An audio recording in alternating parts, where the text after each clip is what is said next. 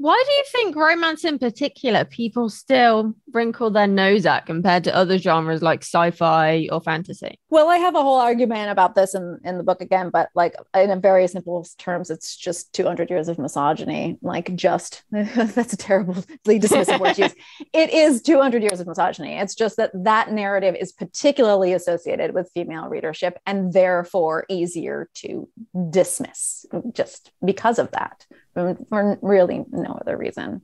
I mean, there are other things involved, like of all the books that are designed to provide a fantastical form of comfort. And I mean, a fantasy as in it's a fantastical kind of romance. It is a kind of romance that frankly doesn't really exist. You know, that's what romance novels do more than anything else.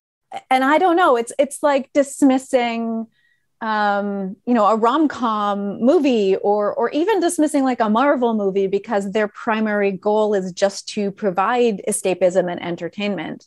And there's something like a priori more worthy about a movie that depresses you or that speaks to harder themes when, you know, most of us are already dealing with this depression and harder themes in real life. And what we do want from our entertainment is escapism. I think escapism itself has kind of become a bit of a dirty word. And sort of, again, those of us who write escapist, like fantasy, sci-fi, literally things that take us away from reality, kind of have to work to reclaim it. And that's the only way we can. Yeah, I've always kind of seen my fiction, regardless of like what genre it's marketed under, as a type of fantasy.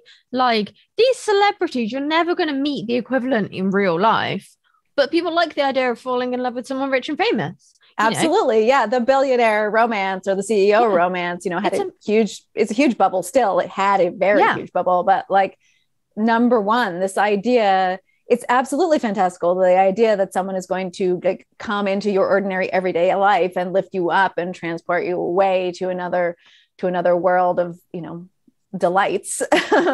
It's like a portal fantasy in a way. It's just a portal to the rich and famous.